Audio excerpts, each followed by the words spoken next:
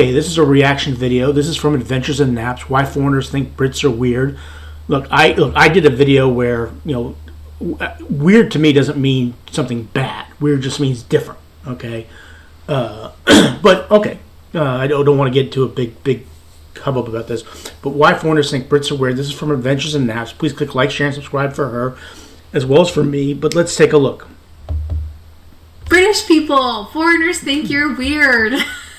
And here's why. Hi everyone, it's me. For those of you who don't know me, my name is Alana and I'm a Canadian, but I have been living here in the UK for the last 7 years. I stumbled upon this Reddit thread, non-Brits who have been to Britain. What is the weirdest thing about Britain that Brits don't realize is weird? And naturally, we have to talk about it. So without further ado, let's go. I have never seen a McDonald's with police officers acting as late night bouncers / crowd control until I went to London. Now, I just got back from London. I just got back on Monday. Granted, I didn't go to the McDonald's. I saw the McDonald's, but I didn't go to McDonald's because I don't go to... I'm going to go to Los Angeles next month. Whenever I leave the comfort of my place here in Columbus, Ohio, I do not go to restaurants or places where I can go to back here. Now, I probably should have just to see what different things you have at McDonald's in England, but I didn't. But no, I've never seen that as well. This is something that was so surprising to me, and I actually was going to make a video on this at some point, and it isn't just London. I have seen them in Kent. Maybe they don't exist in your town or village or city, but they do exist. Literal police / security bouncer type people at a McDonald's at night. Absolutely wild. On the orange juice, it said juicy bits instead of pulp. This is a personal favorite. Pulp is such a boring word, but juicy bits, suddenly orange juice is just incredibly interesting. And like, logically it makes sense. Do you want orange juice with the juicy bits within the juice, or would you like it with no juicy bits? Again, I don't think that's necessarily weird. It's different, but it's not weird. It's just deeply fun to say. One thing I love about living in the UK is the variety of accents. It's not really something that I'm familiar with. I didn't get a variety of accents, not that I heard of. I mean, I suppose I did. It's a very international country. And international city, sorry, not country. And so I got a bunch of different accents. So I guess that is correct, but that's not weird. I get a bunch of different accents when I'm in Los Angeles and New York City as well. In Canada, US, there are some varying accents, but you have to travel like quite a long distance to hear them. Here, you can jump on the train for a couple of miles and suddenly the accents change. I love it. I can't necessarily pinpoint where someone's accent is from. Like, I can do the general ones and like the really obvious ones, but British people have a real innate sense, a real ability to be able to pinpoint exactly where someone is from based on their accent. That is interesting. I'm not able to do that, and I really don't really care where you're from. It doesn't bother me if you're from, you're a Scouse from Liverpool, or you're a Geordie from Newcastle. It doesn't make any difference to me. Identify people and judge them based on where they are from within Britain to an incredible accuracy. Welsh versus Scottish versus English, North versus South.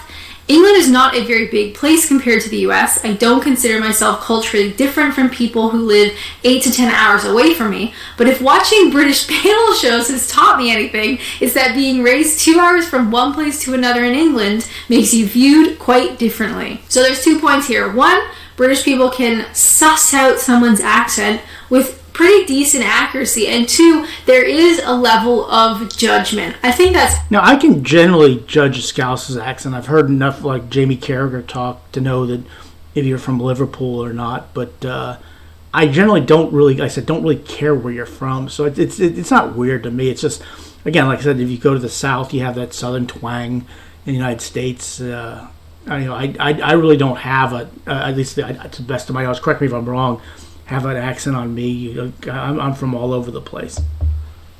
fair to say. You may not judge them verbally, but in your mind you might think, oh, they're from there. That makes sense. I think with Canadians, where so many Canadians sound very similar, there's no real ability to just be like, oh, they're from Victoria. I could tell. Or, oh, they're from Belleville. Yeah, that sounds about right.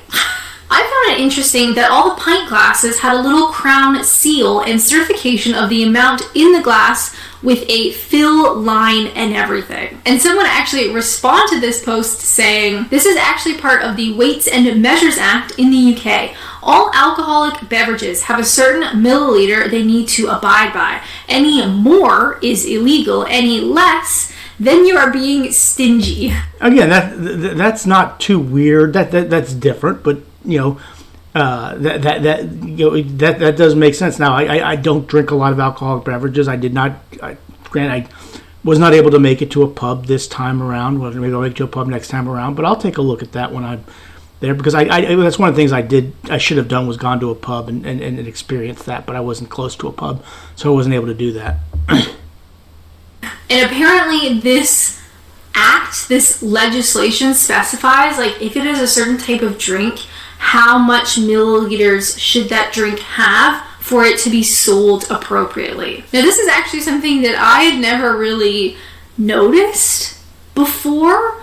I didn't know that there was legislation around this. Perhaps British people watching, let me know in the comments. I'm just happy to have a pint. Do you know what I mean? Yeah, you're happy to have a pint. That's good. But again, in a way, it kind of makes sense. You're not cheating anybody, because I've gone to restaurants and places like that. Well, not restaurants, but like gone to the drive-through and gotten a glass of a Sprite, and where the foam comes up, they hand it to you, and then it turns out to be about less than what you're supposed to be getting. And I already paid and already drove away. So, yeah. Right. Well, it's the need to start sentences with the word right, even though it's not necessary. I love saying right. When in doubt, say right.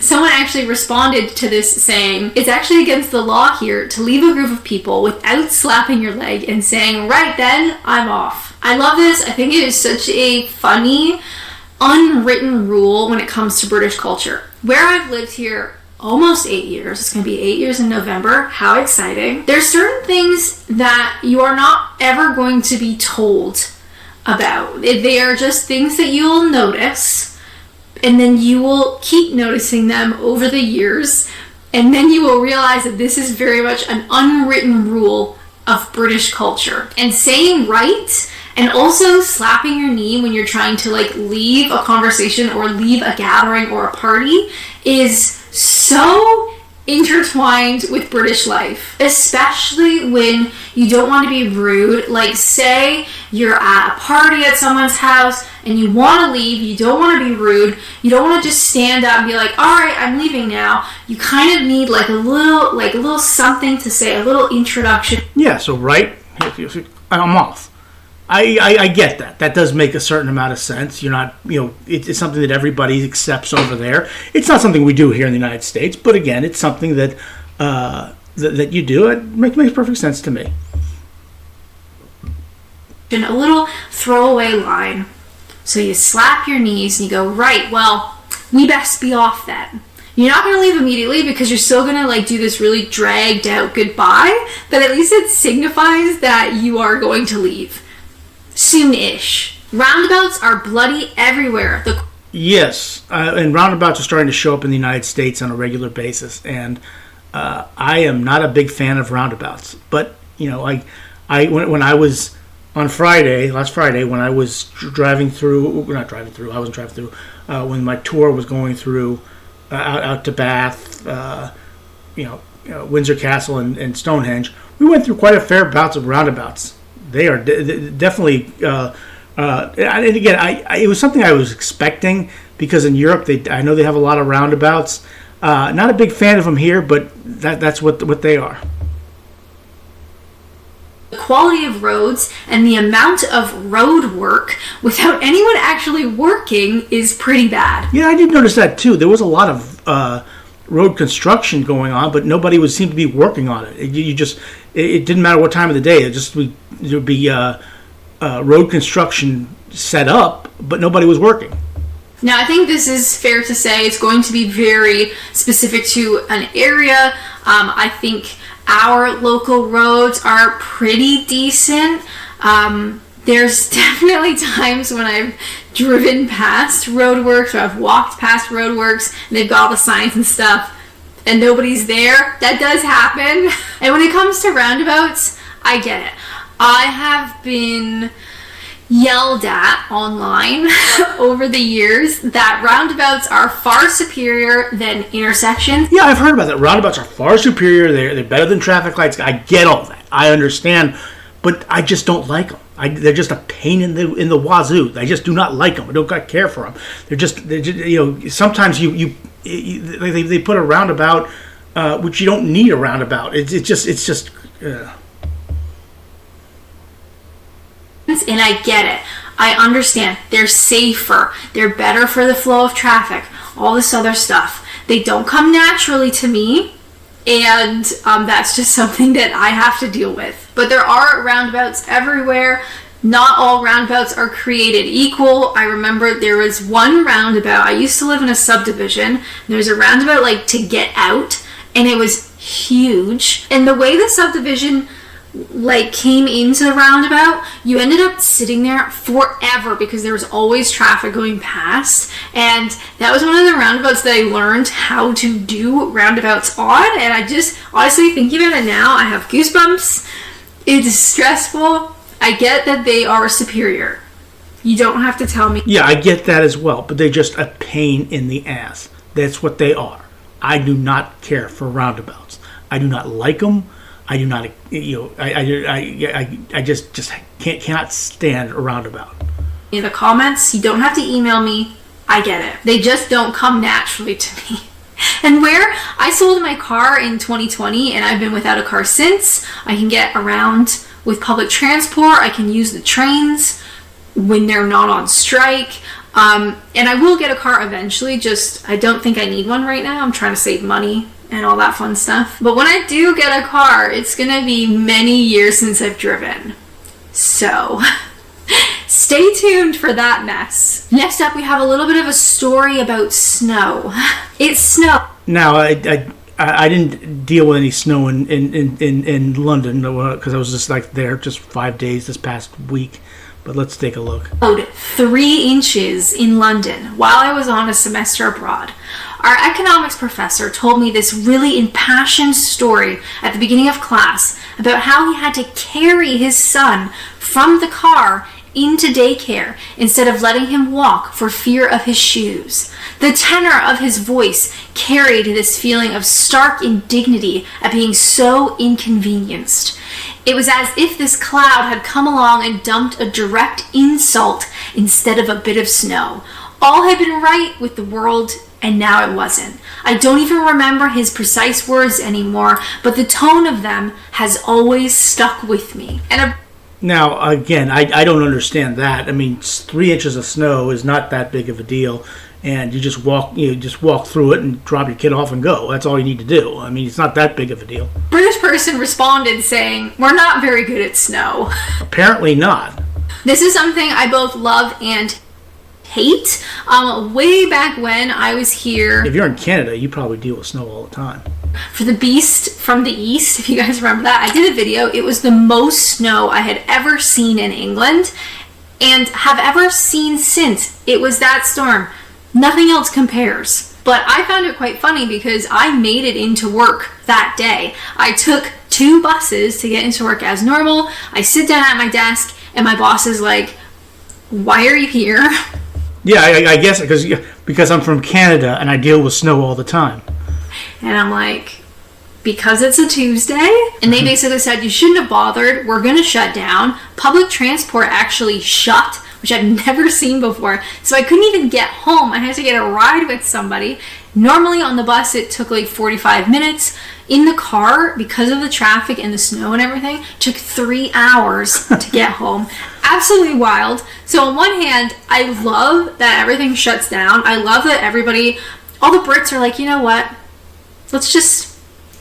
Yeah, whenever we get snow in the United States, we just deal with it. Okay, just like in Canada, you just deal with it. But I guess in England, you don't. You just take the day.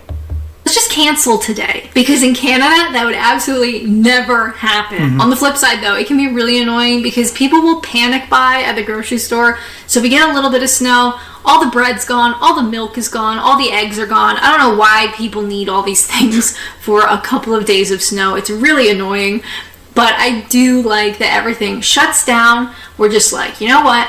We'll try again tomorrow. Next up, let's talk about the underground. So this person says, Londoners love to complain about the underground. They have no idea how good they have it. You can get anywhere you want in half an hour on goddamn public transportation. I live in a city that is roughly 1/100th the size of London, and getting from one end to the other by bus takes almost an hour. And someone else commented, the tube is one of the most amazing methods of public transit ever. Once there was a slight delay by about 2 minutes. The train conductor apologized profusely over the loudspeaker about it. Meanwhile, on the DC Metro, if there's a delay of any kind, you'll never hear an apology. Look, I took the tube when I was in London, and we didn't have any trouble. Got where I needed to go. Fantastic, loved it, 100% fantastic. It's nice that the conductor would have apologized profusely over it. Fantastic. But yeah, I love the tube. I think the tube is fantastic. I think it is absolutely a wonderful way to travel, wonderful way to get around London. Absolutely could not speak highly of the tube. I think that British people, I love you. I think you do take some things for granted because it's just how it is here. Like, you don't realize that other places are different, right? And public transport is one of them. Of course, I don't live in London, so I can't utilize the tube. But every time I go into London, it's there, it's easy, it's accessible, it's fabulous. Same with public transport. It's not perfect, certainly not. And it's not always cheap, certainly not. When it comes to the trains, sometimes a bit expensive. But it is possible, and it is there, and you can get places on public transport. That is not something that I could ever do back home, and that is the only reason why I've been able to get through these last 3 years without a car, is because the public transport is so good. So I know that it's not perfect. It's very easy to complain about stuff. I love the public transport in London. I thought it was fantastic. I thought it was one of the best cities I've ever been in for public transportation. I loved the public transportation in London. It was fantastic. Very easy to say, oh, this is crap, and here's why. I totally get it. But also, I think it helps to have that perspective that other places have it so much worse. And what we have here in the UK... And I've been on DC Metro. DC Metro was fine. Now, I didn't have any trouble with that at all. I've never had trouble with the DC Metro. To me, it was fantastic. UK is actually quite special. Your washing machine is in the kitchen. Yes. Yes, that is strange. My washing machine is not, well, it's close to my kitchen. It's right over there. If you go turn the corner right behind me, it's right in the room there, but which is the kitchen's right behind me. But so it's not weird. In all of my homes in Canada, even student homes, I lived in this kind of crappy student house. All of those properties have had a basement. And in the basement is the washing machine, it's the dryer, you usually have like a hanging rack to hang some stuff up, but there is some sort of like laundry room in the basement, so it gets its own room like someplace else. And I think that's where my laundry room has always been, in the basement. Not it's never really been in near the kitchen. Typically homes in the UK are smaller than what you would see in North America. You don't have the privilege of having a room dedicated to your laundry. At least no one I've known here has. And I certainly haven't. So where else do you put your washing machine? It's gotta go in the kitchen. There's no other way around it. Greeting people with "you alright" It Yeah, I don't know if I would have it in the kitchen, but close to the kitchen. So I guess I'm weird as like you guys are. always makes me wonder if I look sick or if there is something wrong with me. Later found out it's similar to how Americans greet each other with "How are you?" / "How's it going?" Yeah, I didn't get any of that. You all right? I didn't get any of that when I was there. This is something that still throws me off sometimes. I'm always expecting to hear it, but when I hear it, I never know how to respond. And it is absolutely similar to North Americans saying, "Hey, how's it going?" or saying, "Hey, what's up?" or, any sort of just non-committed greeting, because you're not really asking how they are or if they're okay, or anything personal about them. It's just sort of like a throwaway line. "You all right?" versus "How's it going?" or "What's up?" You're not looking for an in-depth response. You're actually hoping to not receive an in-depth response, because that would be very awkward. But it is one of those phrases that I don't say "You all right?" Well, it would seem strange if you did, because you're from Canada. But I understand. Look, we all have different ways of greeting people and saying hi to somebody. So "You all right?" That's as good as any that I can think of. Unless someone has said that to me and I'm like responding, I don't feel confident just, "Hiya, you all right?" Although I did say that to the postie the other day. So that might actually be changing quite soon. It's weird how your language changes. The way people say bye on the telephone. I have heard very serious medical conversations between professionals end with, "All right, bye, bye, bye." It starts at a high pitch and just sings its way, way, way up the vocal register. Both men and women do this. In 7 years in the UK, I never heard a single local comment on the bizarre opera that ends these calls. "All right, that's enough for me. Bye, bye, bye." I love it. Okay, again, that's something that we don't do. It's just bye. See you later. You'll click bye. It's just that simple. But I actually don't think I heard that when I was in London. Yes. I think it is so funny. I think it is so sweet and endearing. I know exactly what they're talking about. And it's never usually just one bye. Like if you hear British people on the phone, it's not often like, "All right, talk to you later, bye." Yeah, that's what we're in the United States. Yeah, later. Late, click, that's it. That's how it's done in the United States. It's late, later, have a good day. Doot. No. "All right, yeah, best be going. Yeah, all right. You take care now. All right, bye, bye, bye, bye, bye, bye." You gotta at least have 3. It's very silly. It's very sweet. It's cute. It's funny. It's heartwarming. It's wholesome. I just love it. Unfortunately, it's not really something that you hear in North America, but I feel like we should adopt it. I don't know if we should adopt it. I mean, it's good for them. If it works for them, great. But it's not something that I would ever want to do. Because it's just so... It's so sweet. Are Brits weird? Perhaps. Definitely. Look, I don't think they're weird. Okay, I did a video on it, a video response to that one she's talking about right there, and I said weird people say, look, it's different. Okay, I get that. You're different people, different way of doing things, but still, please click like, share, and subscribe for Adventures in Naps, as well as for me. Have a good rest of your day. Thanks for watching.